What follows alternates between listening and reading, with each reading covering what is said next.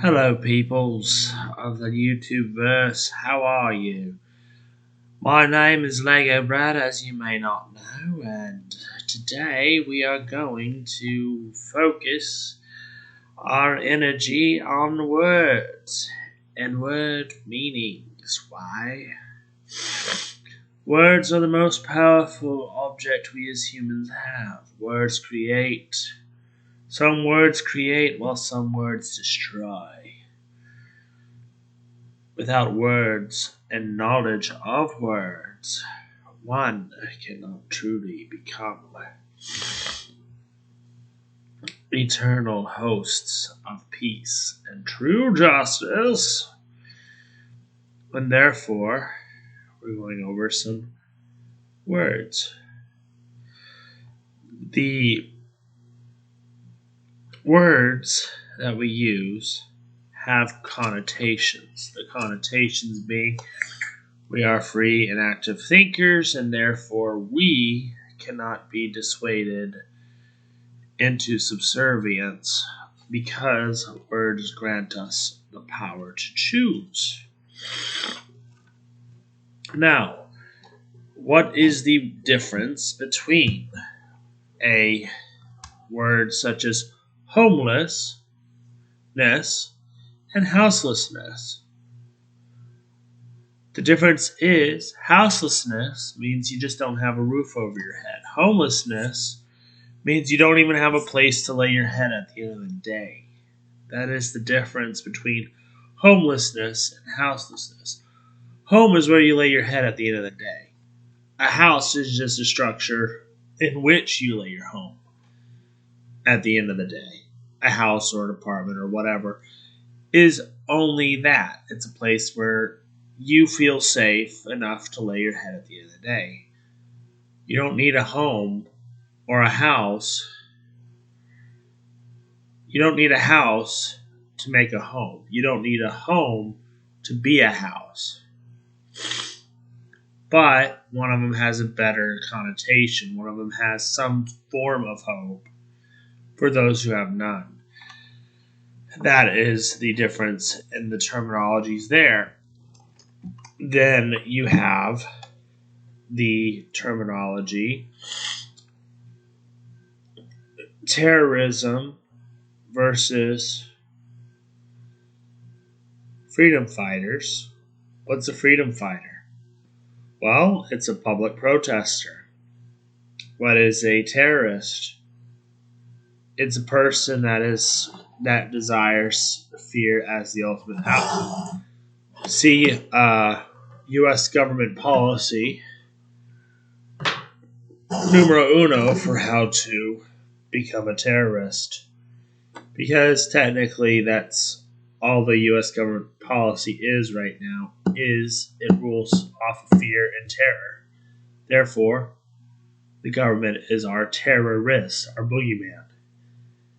Not going to go into too much detail with that, as I do work for the government, so can't really go into too much detail.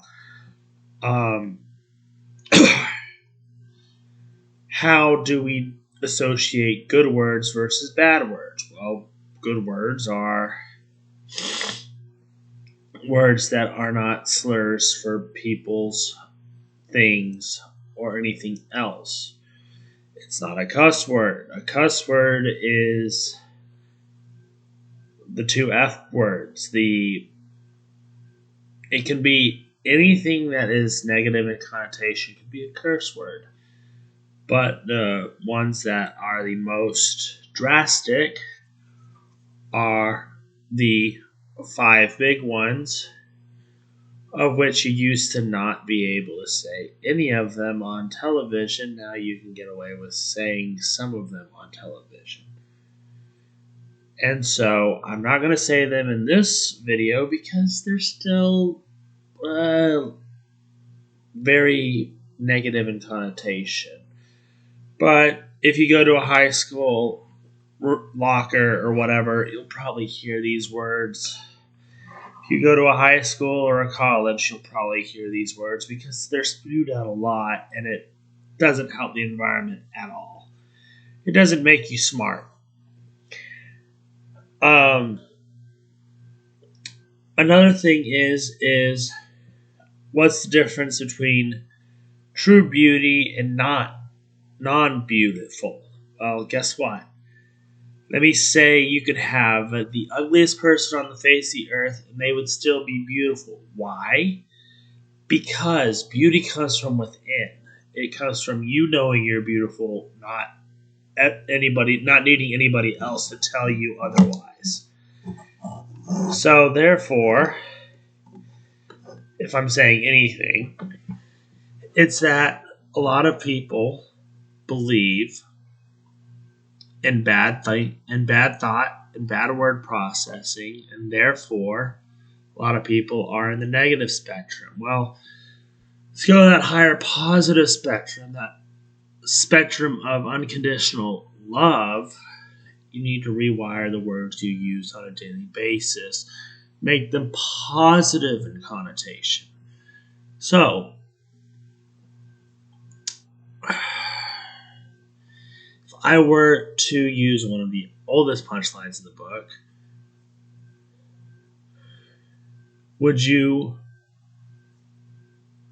you're so pretty, would you like to come home with me tonight? That's still a little bit cringeworthy. That's still a bit negative. I'm like, okay, whatever. But here's how you would ask it in a more positive light. Howdy, ma'am. You look like you're sad. Would you like to come home with me tonight? Instead of, hey, you look great. You want to come home with me tonight? You look sad. You look lonely. You look like you need some companionship for the night. Not necessarily saying sex, but you know the connotations. Usually, when you're asking somebody at the bar if they want to come home with you, usually something else is implied, which isn't nice. Let's just put it that way. You can be kind without actually being kind. You can be cruel and hateful and punishable without actually meaning to be, based off the words and how they are interpreted by another person. Therefore, it pays to play the game of words in a kind, respectful manner. Like I could say, it's going to storm in a few minutes.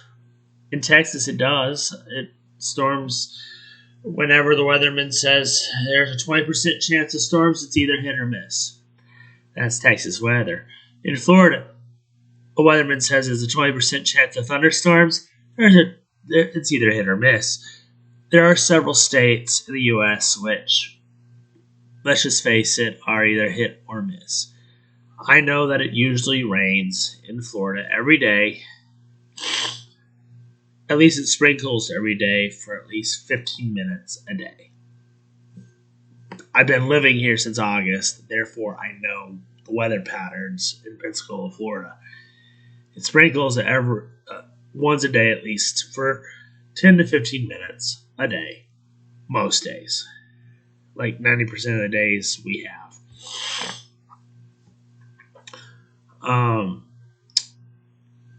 So one way to bring joy to other people is using your words fluently in order to bring out the emotions of joy and true peace when it comes to emotional attachment. The problem is a lot of people,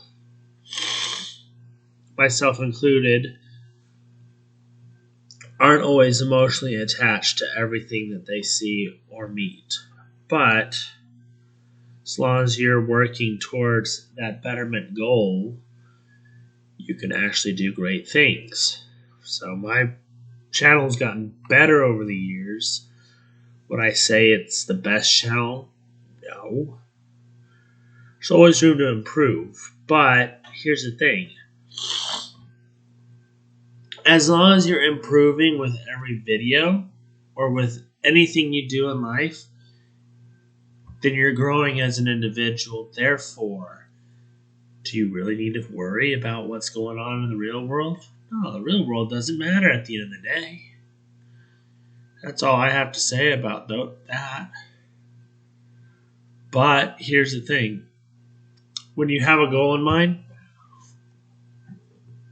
keep saying it as though it's already happened. Keep saying it as though you're already grateful for it. And that thing you want, that item you want, that person you want, that soulmate you want, that love you want, that love you crave, it will come in its proper time, in its proper place. It's not something to be rushed, as it were. You can't rush love. You can't rush feelings. You can't rush emotion, which is energy in motion. So my guiding principle is be safe, God bless, and please do like, comment, and subscribe if you enjoyed the video.